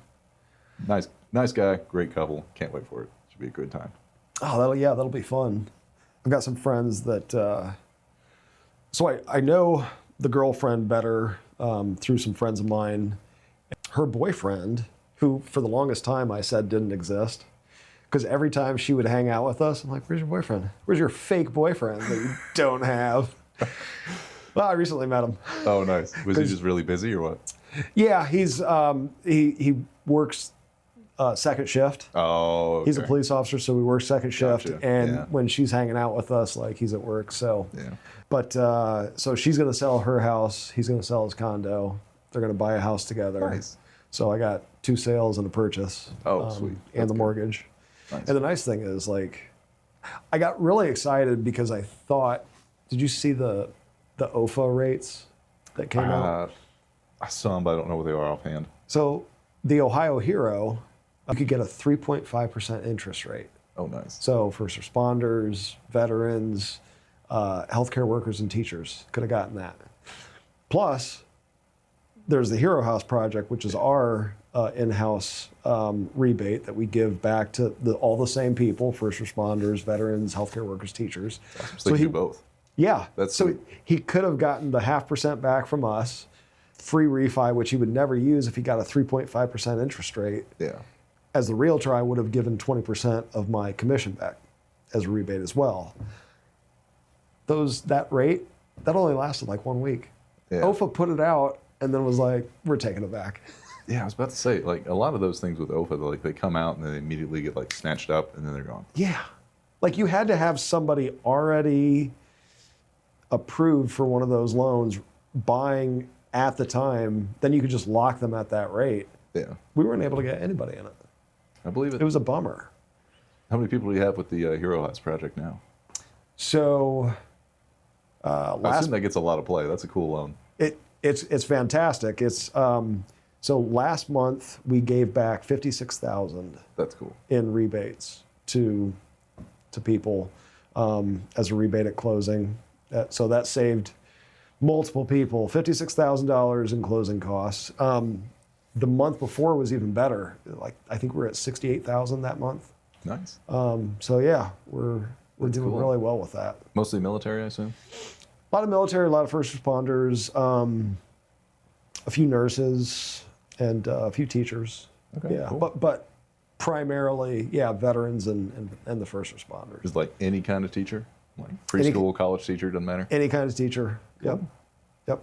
And with first responders, that includes support staff too. Oh, okay. So cool. like dispatchers. That's cool.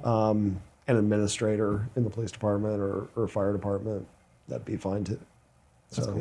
yeah. Does it extend to like receptionists at like the ER desk? Sure. Why not? That's cool. Yeah. They're in a healthcare environment. Yeah. That's we awesome. would do that. Yeah. That's the nice thing about it being an in-house program. We can decide, how far it extends. That's cool. So You thought about hitting up like the private ambulance companies, just like having them stick up a flyer or something? that's a good idea. So I remember that was the thing. I did private EMS for like 3 years. And they always had like, usually it was like giveaways. One time they had like theater tickets or something out there, but you could easily have like information packets about like programs you have that would benefit them specifically. Oh yeah, that's a fantastic idea. Yeah, I'm doing that. Man. All right, nice, thanks, man. I'm taking that. Go for it. The place I used to work at, I think they closed. I drove by like their building and it was all like boarded up.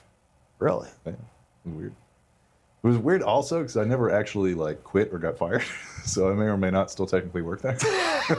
They got a check there waiting for you. I might. Well, I mean, I haven't been working for like at least a year and a half, but like I might still be in their database. Wow.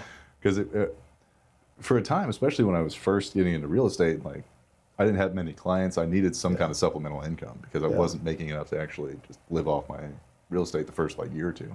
So I was still doing EMT stuff like 3 days a week. And then eventually when I got more and more real estate going on, I was just picking up hours there. If I just had like a slow period. Okay. And then I got more and more busy. I started picking up less and less hours. And then eventually got to the point where it's like, I haven't been there in a year and a half. I still work here. Am I fired? I'm just going to avoid this whole thing. I could be fired at this point. I don't know. I'm just going to go out and do something else. So I don't have like an official quit day, but it was funny. Like the last year, I think I worked like the paycheck for the year, or the pay stub, the W-2 for the entire year was like $2,000. Oh, geez. They were like, he won't go away. Right? Well, I mean, every once in a while they'd hit me up and they'd be like, hey, we had like 3 people call off. We're screwed. We need somebody to come in. And yeah, sure, I'm not doing anything today. I'll go in and work a 12-hour shift and go home. Oh, that's not bad. Cool. But then maybe they must have just shut down or something. Yeah. Oh, I got to tell you about something. Yeah, what's up? So, great story. It's a stressful one, though. It was very stressful for me. It was a loan that I was doing. This realtor up in the Greenville area sent me this client. Super nice guy. Got to know him really well. One of his kids has special needs. They needed a house that would work for that child. Yeah. It had some things that we needed to overcome, but we got him through that, and he was approved. Realtor did his job fantastically.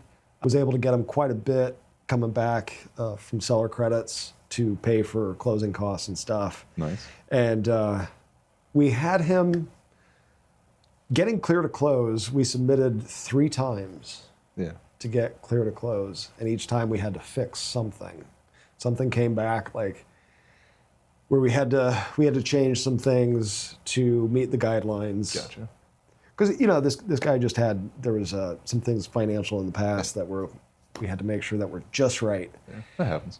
And so in the contract, we get an extra 7 days if they're automatically we can take 7 days as an extension if we need it. Well, we needed it. Yeah.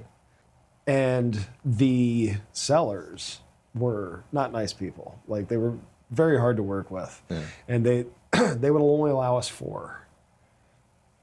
It's in the contract, don't they have to allow you 7? They have to. Yeah. But they sent us the addendum saying only 4. Just don't sign it. Okay, fine, we'll take it. So we'll continue working. We'll try to get it closed within the 4 days. Nope, we need the full. Yeah. So I had to call the realtor. I'm like, hey, we're taking this. So I'll send over the addendum. Got that signed. But she was very adamant, like, look, it has to close on this date. Like, yeah, not a problem. I had to call the title company and get the latest closing on that day. It was originally scheduled for 9:30 in the morning. We didn't have clear to close that day. I had to get the latest closing, 4 o'clock, and we got clear to close at 2:30. Ooh. Yeah. It was, dude, like for 3 days, I barely slept. I was so stressed out because it had to, like, this guy's such a nice guy. Yeah. He's got a special needs kid. Like, he needs this house so badly. It fit them perfectly. Yeah. And, I have a great team. Nice. Like, I got to brag about this a little bit because Go for it. Our processors and our underwriters are fantastic. They got it done. Nice. Yeah, I was pretty happy. And the realtor, to his credit, he stayed pretty calm all through this. I updated him a lot, so he enjoyed the communication. But he told me, he was like, yeah, when you had to submit a couple times for clear clues, I knew it was a tough one. Yeah. And it was. So, but we don't mind tough files. Yeah, for sure. That happens. So yeah, it was stressful though. You got it done though. I'm looking at my watch like, oh my God, it's 2:30. And then I finally get it. I'm like, that was the happiest I think I've been in a long time.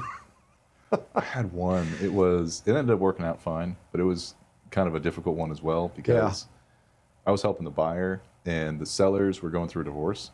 Ooh. And every single time we submitted something to them, like, they wanted to just pinch every single penny. They took like as long as they possibly could to get back to anything. And I don't think anyone was like being a jerk. I think it was literally like the guy had to talk to the ex-wife. I'm assuming there was some kind of lawyer involved. So it was just everything was a fight. I don't think it was like malicious, but man, it was a pain.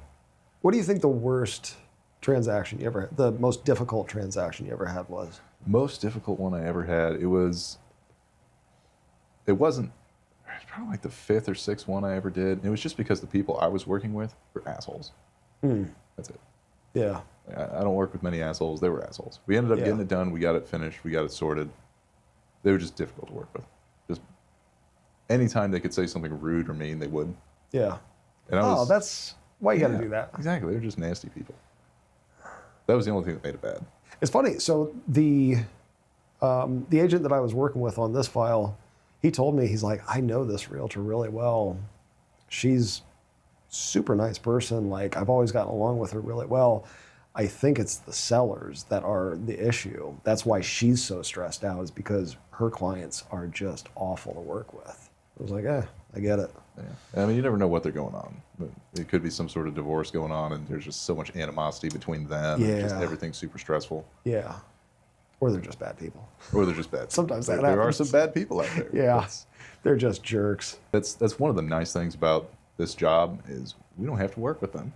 Yeah, you can fire your clients. Yeah, I've done it before. Like, yeah, have you? Yeah. Like those people, it was like, satisfying. I was still new in my career. I didn't have the financial ability to say no to someone just because they were being a jerk.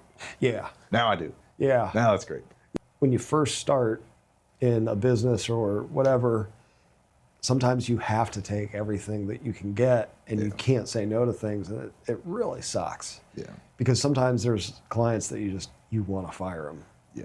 You don't want to work with them. And funny thing was, so I even told this realtor, I'm like, last week, I had a closing that this woman, we had her clear to close in 13 days. So for 17 days, we were just waiting for the closing. And it's like, but other times you're like right up until an hour before. So what was with that one? Did the seller just like need time to get their stuff out? As far as like to actually close on the property? Oh, it was just scheduling. Okay. Like even though she was clear to close, Yeah.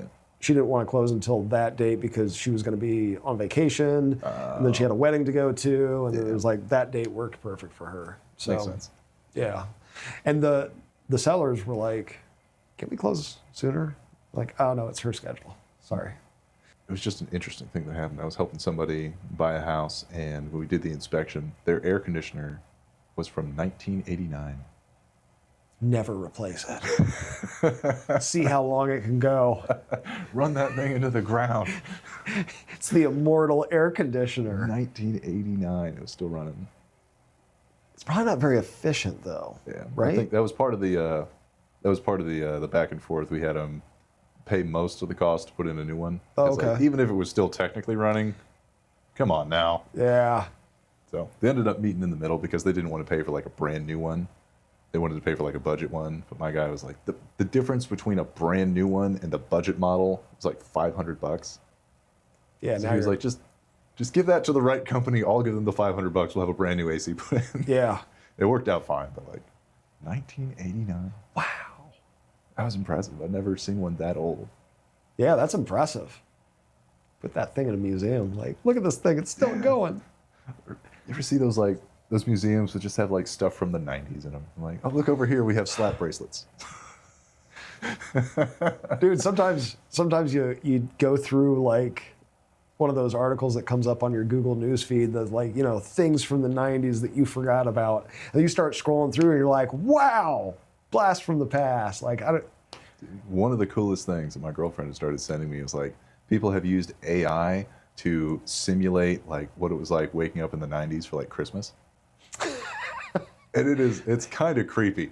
It's like, what is it? It's like all the decor and stuff from the 90s, like how they used to build kitchens and stuff. Yeah. And like all of the old school like items would be on the table with like the old school brand logos and things. And like it's nostalgic and creepy.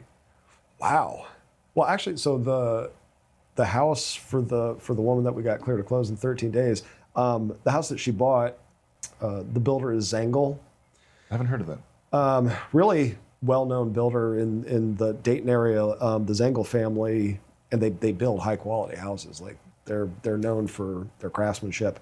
Nice. So this house had a few updates, but a lot of stuff was still original to 1997. Carpeted bathroom. So not that. Although although I did see something yesterday, like I'm old enough to remember this, and it was the carpet toilet seat cover. Oh, I do remember those. Who thought that was a good idea? Like looking back on it, like, what? You're sitting on carpet?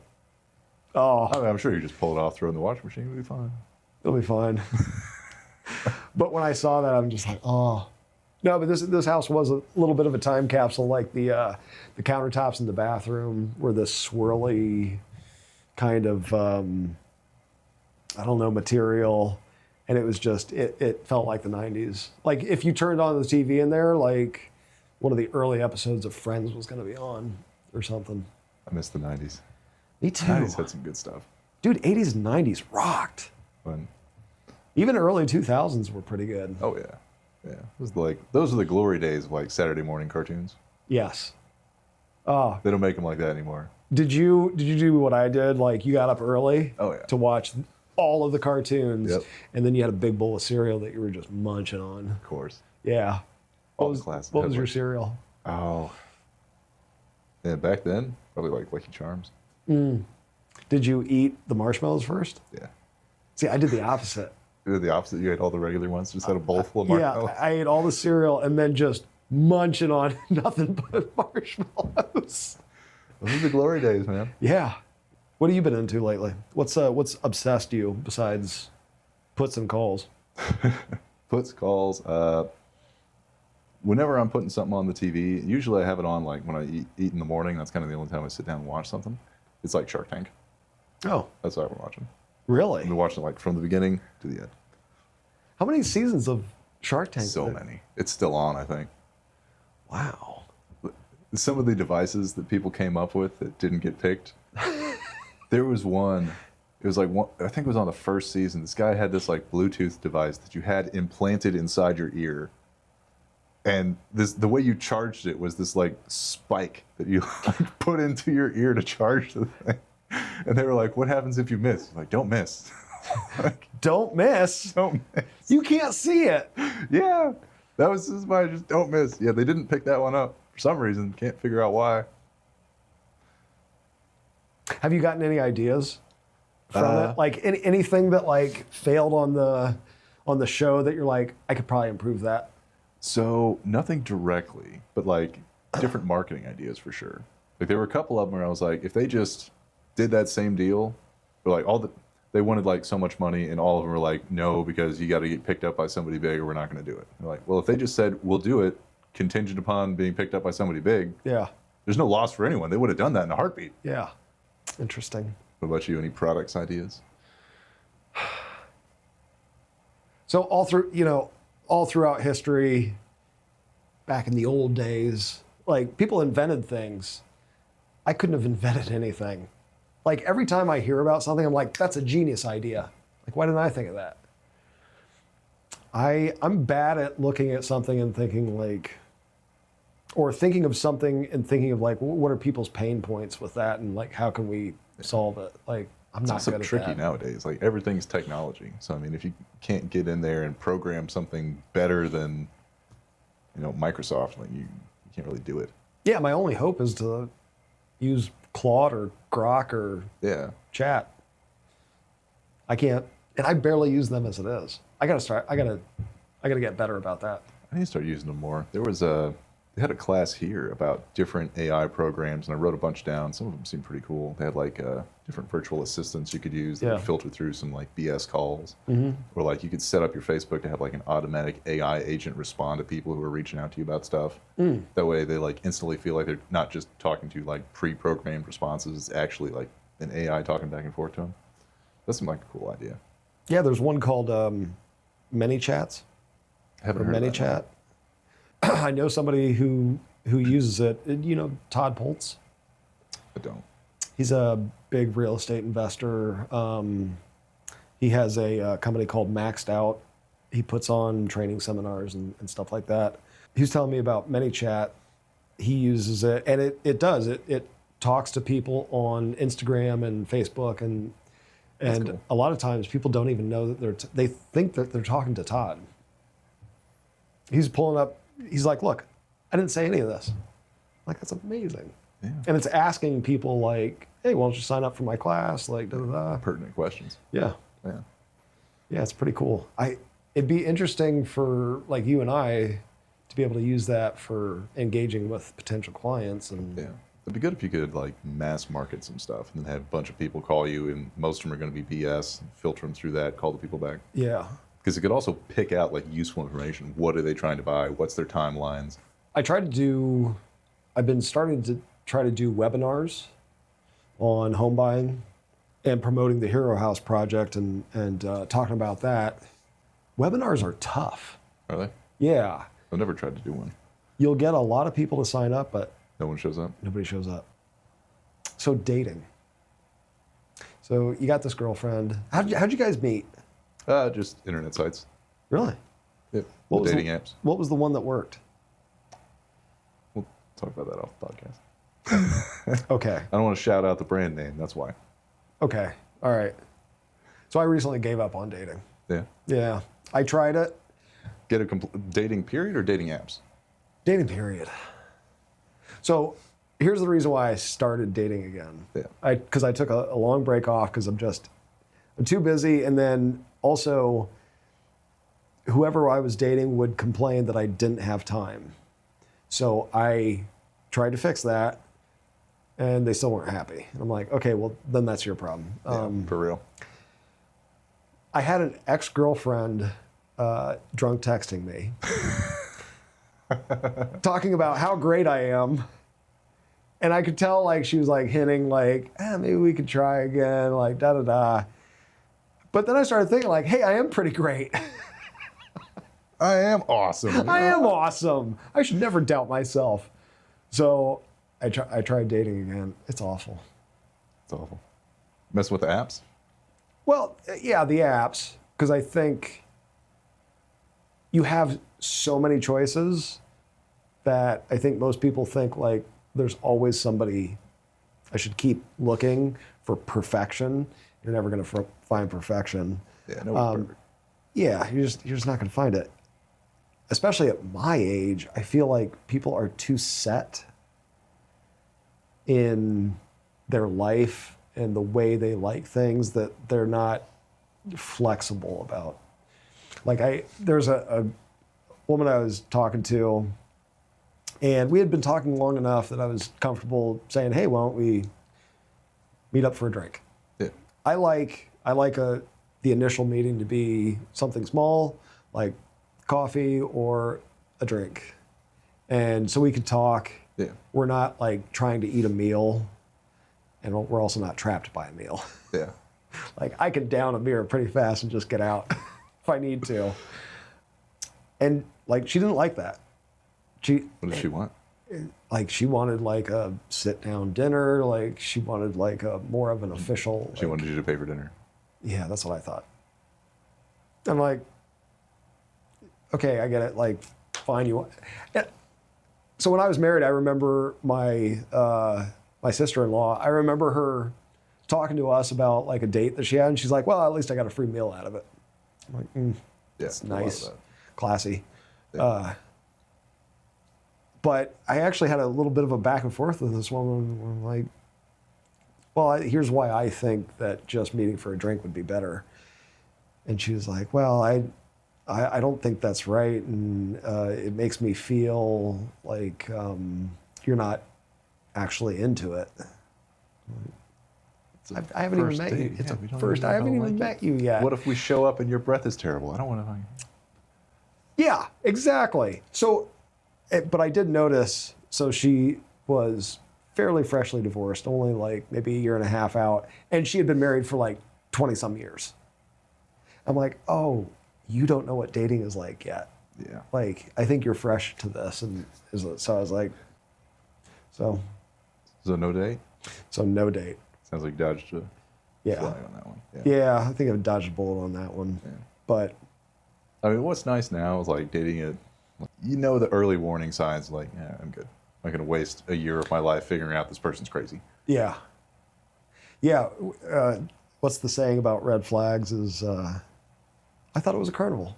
I thought it was a carnival. I thought it would be fun. There's so many red flags. I've been on, like, when I was first getting into it, I went on a couple first dates with people. They say one thing like, oh. Yeah. You have the experience that you're like, oh, I know what that means.